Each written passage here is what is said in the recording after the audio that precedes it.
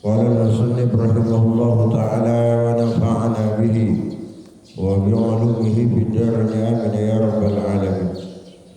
قال لا علم لنا إلا ما علمتنا إنك أنت العليم الحكيم وتب علينا إنك أنت التواب الرحيم. قال رب اشرح لي صدري ويسر لي أمري واحلل عقدة من لساني يفقهوا قولي. وقال الشافعي radhiyallahu anhu, dan berkata siapa Imam Syafi'i, semoga Allah selalu meridhoinya, ma nadartu ahadan, aku tidak berdebat ahadan terhadap seseorang,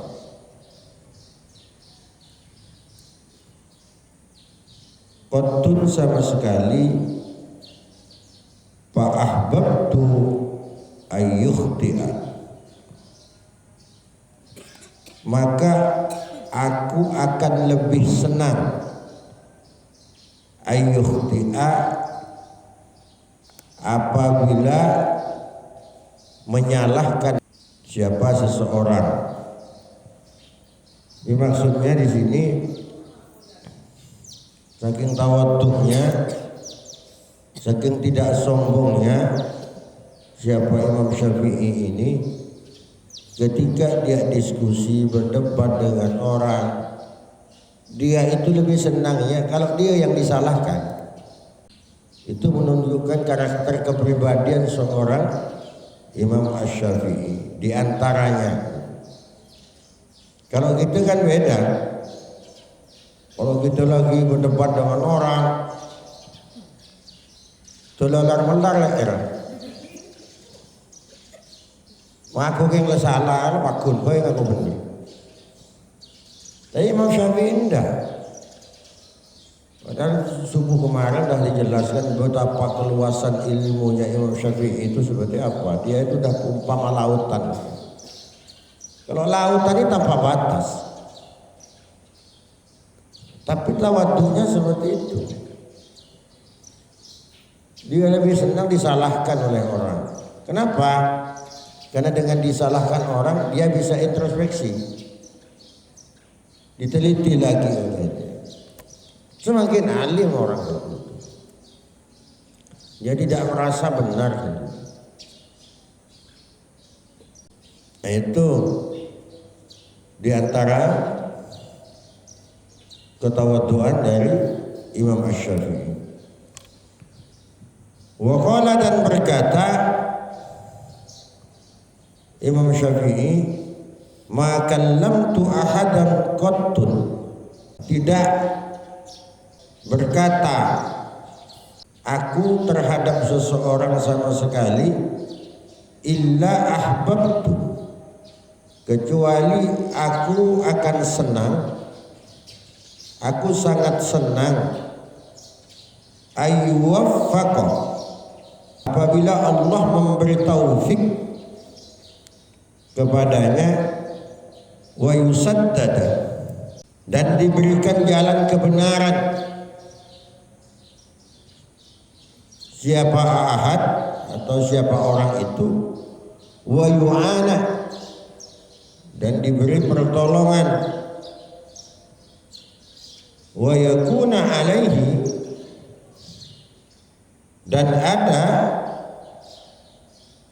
alaihi atas ahad atau atas orang, ri'ayatu minallahi azza wa jalla wa hibdun, itu selalu dipelihara oleh Allah subhanahu wa ta'ala azza wa jalla, wa hibdun, dan selalu dijaga. Wa ma kallamtu, dan aku tidak akan berbicara ahadan terhadap seseorang qattun sama sekali, wa ana ubali, dan sesungguhnya aku ubali, aku akan sangat peduli, ayyubayyinallahu al-haqqa, apabila Allah menampakkan al-haqqa terhadap kebenaran, ala lisani atas lidahku, wa ala lisanihi dan atas lidahnya atau lidah orang itu. Maksud dari perkataan Imam Syafi'i ini, ketika dia ngomong, berbicara, ngobrol dengan seseorang, dia itu tidak lepas, tetap dia berlandaskan pengharapan kepada Allah agar dia dan orang yang berbicara itu, teman berbicaranya itu, selalu diberi taufik oleh Allah, selalu diberi jalan kebenaran, selalu ditolong oleh Allah Subhanahu wa taala dan dijaga oleh Allah Subhanahu wa taala. Wa ma kallamtu ahadan, dan ketika dia berbincang pasti Imam Syafi'i ini peduli pada orang dan selalu didoakan oleh Imam Syafi'i agar Allah senantiasa menjaga lisannya dan menjaga lisan orang yang berbicara.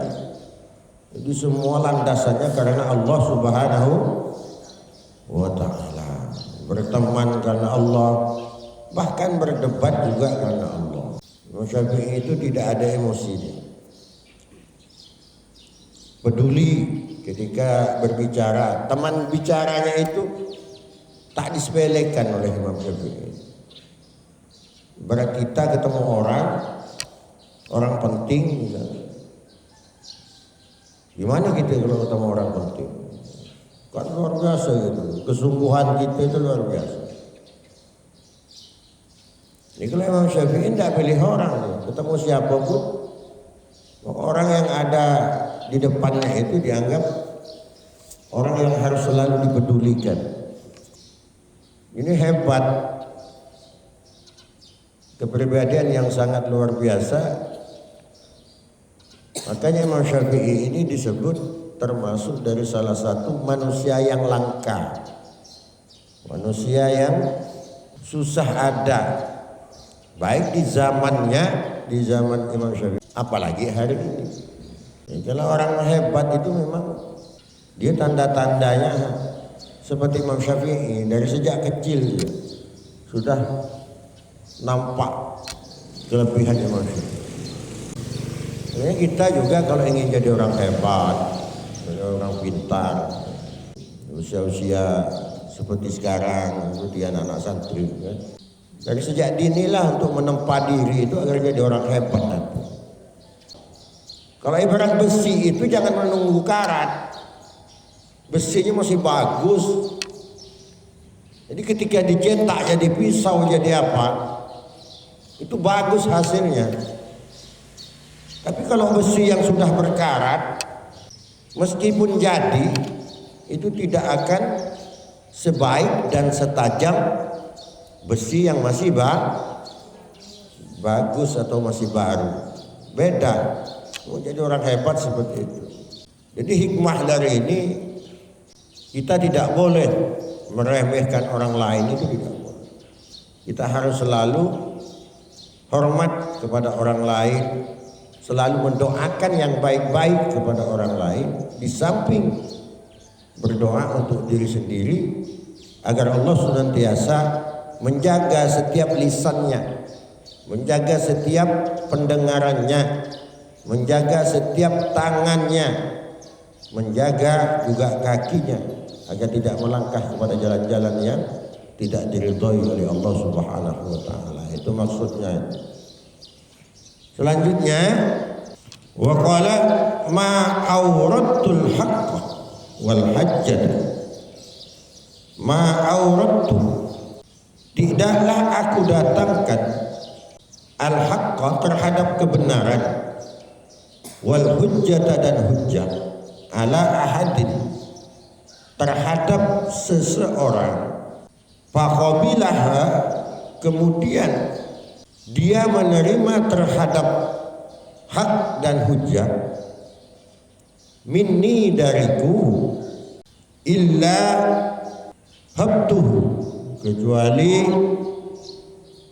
aku menghormatinya, wa taqattu, dan aku meyakini mawaddatahu, terhadap rasa cintanya, walaka barani, dan tak akan pernah meninggalkan aku alal haqqi, terhadap kebenaran, ahadun, siapapun, wadafa'al hujjata, dan apabila dia menolak terhadap hujjah-hujjahku, illa saqata min aini, maka gugur siapa seseorang itu min aini, dari pandanganku, wa rafdatuhu, dan aku akan meninggalkannya. Maksudnya dari poin ini nih, setiap Imam Syafi'i mengeluarkan hujjah dari sebuah hukum atau ilmu, sebuah kebenaran, kemudian orang yang difatwai ini menerima terhadap hujjah yang disampaikan oleh Imam Asy-Syafi'i. Jadi Imam Syafi'i itu akan selalu mendoakannya, menghormati orang itu, dan Imam Syafi'i meyakini bahwa orang itu senang terhadapnya, tak pernah suudzon, selalu berprasangka baik kepada orang lain. Wala kabarani, dan dia meyakini bahwa orang itu tidak akan meninggalkan Imam Syafi'i. Artinya selalu tetap bersama, saling memberi kebaikan-kebaikan atas sesuatu perkara yang hak. Ataupun ketika orang itu menolak terhadap hujjah-hujjah yang dikeluarkan oleh Imam Syafi'i ini, maka Imam Syafi'i ini tidak akan meninggalkan rasa benci, rasa dendam dan sebagainya. Dibebaskan oleh Imam Syafi'i, kemudian ditinggalkan oleh Imam Syafi'i. Ini termasuk juga dari ketawaduan, dari sifat-sifat tawaduknya Imam Syafi'i. Ini maksudnya seperti kita berdebat, ngomong-ngomong dengan orang, kita ngajarin orang. Gila kalau orang yang menerima terhadap apa yang kita sampaikan itu, kemudian kita senang kepada orang itu lumrah, masih wajar, logis kata orang sekarang. Tapi ketika orang itu menolak, tidak semua orang mampu. Ketika orang menolak pendapat kita, ketika orang menyanggah, kita tidak semua orang mampu untuk merelakannya, menerima. Coba jadi kadang-kadang kita malah supaya orang. Imam Syafi'i tidak. Kalau orang itu yang mau, itu didoakan. Kalau yang tidak, ya udah. Tidak terbekas di hati Imam Syafi'i itu rasa apapun, rela. Itu Imam Syafi'i. Fahadihil alamatu hiya allati tadullu ala iradatillahi wahdahu bil fiqhi wal munazirah. Maka alamat atau tanda-tanda ini hiya allati tadullu, ialah allati tadullu, yang menjelaskan ala iradatillahi, atas kehendak Allah Subhanahu wa taala, wahdahu, yang maha esa Allah, bil fikhi, dengan ilmu fikih, wal munazirati, dan ilmu perdebatan atau ilmu saling mengukakan pendapat, munazirah. Itu bimana istiraq. Kalau dalam asilah tasrif bimana istiraq. Fandur kaifa taba'an nasu min jumlati hadhil hisalil khamsi ala khaslatin wahidatin faqat. Thumma kaifa khalafuhu fiha aidan. Fandur maka lihatlah bagaimana taba'ahun nasu, orang-orang menjadi pengikutnya Imam Syafi'i, min jumlati hadhil khisalil khamsi, dari jumlah 5 perkara ini. Sudah dijelaskan di depan itu yang 5 perkara. Itu sesungguhnya ala khoslatin wahidatin faqat. Itu hanya 1 perkara saja. Tsumma kaifa khalafu fiha aidan, maka bagaimana orang-orang akan khalafu, bertolak belakang terhadap Imam Syafi'i fiha, di dalam al-khisalil khamsi ini aidan juga. Jadi sesungguhnya antara Imam Syafi'i, Imam Malik, Imam Hambali, Imam Maliki, Imam Sufyan As-Tsauri itu sesungguhnya satu. Kenapa? Karena Imam Malik gurunya Imam Syafi'i.